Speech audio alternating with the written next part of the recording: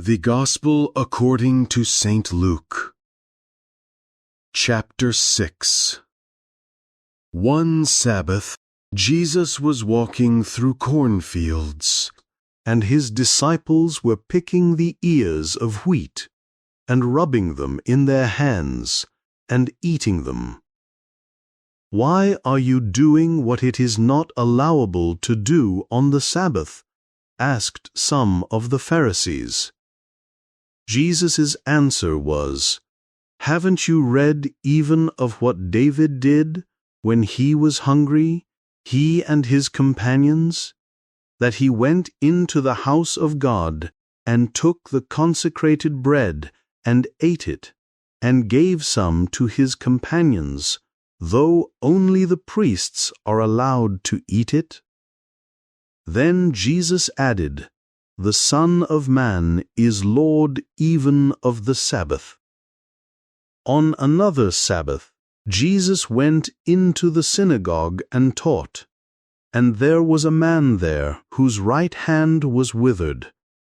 The teachers of the law and the Pharisees watched Jesus closely to see if he would work cures on the Sabbath, so that they might find a charge to bring against him. Jesus, however, knew what was in their minds, and said to the man whose hand was withered, "Stand up and come out into the middle."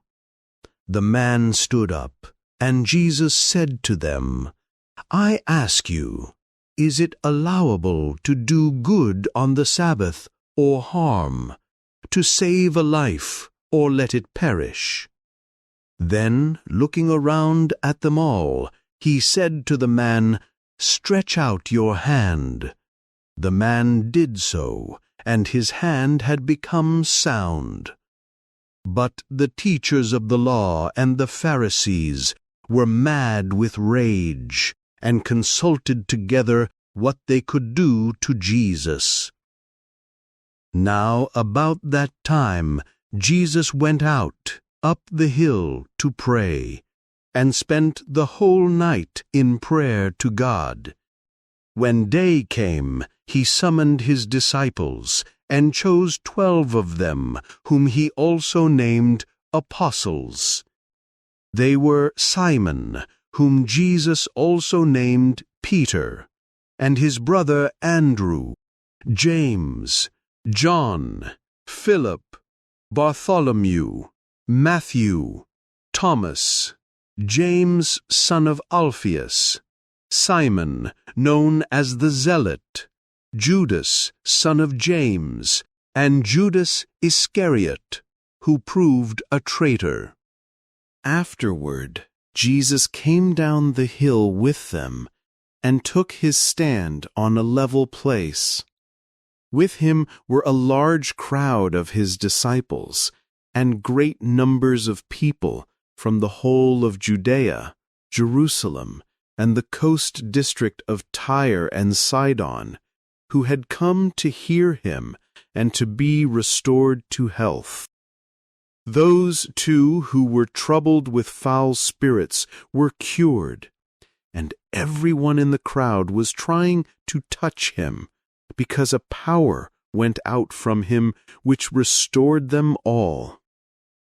Then, raising his eyes and looking at his disciples, Jesus said, "Blessed are you who are poor, for yours is the kingdom of God. Blessed are you who hunger now, for you will be satisfied. Blessed are you who weep now, for you will laugh. Blessed are you when people hate you, and when they expel you from among them, and insult you, and reject your name as an evil thing, because of the Son of Man. Then, indeed, you may be glad and dance for joy, for be sure that your reward in heaven will be great, for that is what their ancestors did to the prophets. But alas for you who are rich, For you have had your comforts in full. Alas for you who are sated now, for you will hunger. Alas for you who laugh now, for you will mourn and weep. Alas for you when everyone speaks well of you, for this is what their ancestors did to the false prophets. But to you who hear, I say, love your enemies. Show kindness to those who hate you. Bless those who curse you. Pray for those who insult you. When someone gives one of you a blow on the cheek, offer the other cheek as well. And when anyone takes away your cloak, do not keep back your coat either. Give to everyone who asks of you. And when anyone takes away what is yours, do not demand its return.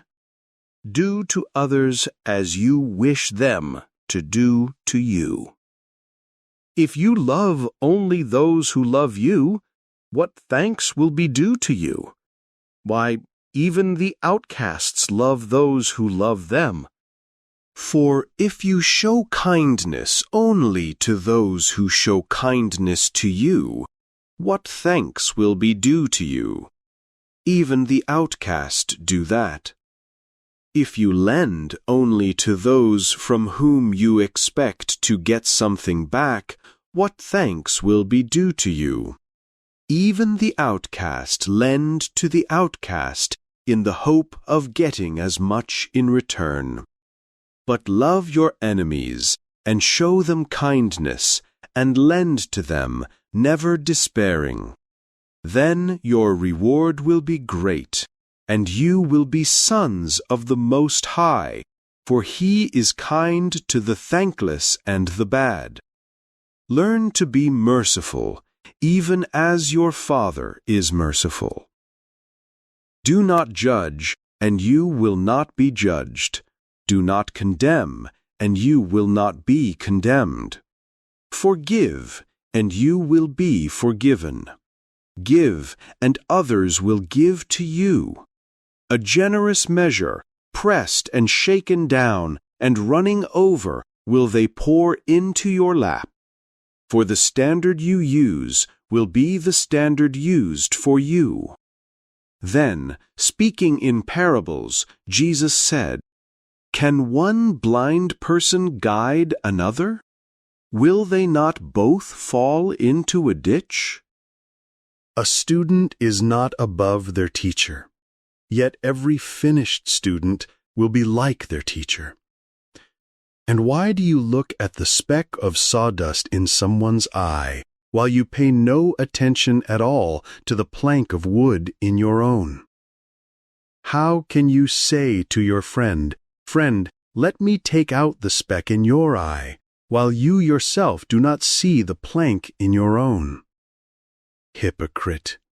Take out the plank from your own eye first, and then you will see clearly how to take out the speck in your friend's. There is no such thing as a good tree bearing worthless fruit, or, on the other hand, a worthless tree bearing good fruit. For every tree is known by its own fruit. People do not gather figs off thorn bushes, nor pick a bunch of grapes off a bramble. A good person from the good stores of their heart brings out what is good, while a bad person from their bad stores brings out what is bad. For what fills someone's heart will rise to their lips. Why do you call me Master, Master, and yet fail to do what I tell you? Everyone who comes to me and listens to my teaching and acts on it, I will show you to whom they may be compared. They may be compared to a person building a house, who dug and went deep and laid the foundation on the rock. Then, when a flood came, the river swept down on that house, but had no power to shake it, because it had been built well. But those who have listened and not acted on what they have heard may be compared to a person who built a house on the ground without any foundation. The river swept down on it, and the house immediately collapsed, and great was the crash that followed.